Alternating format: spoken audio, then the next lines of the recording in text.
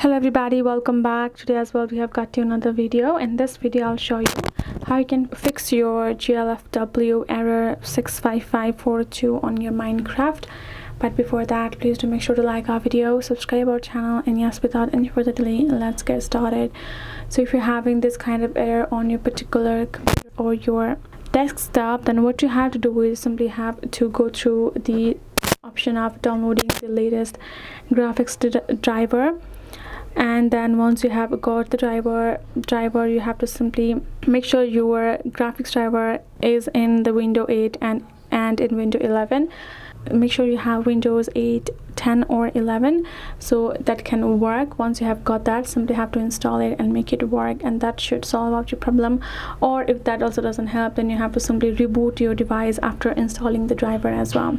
Once you have done that, you will be able to fix that particular problem on your Minecraft itself, and that is it.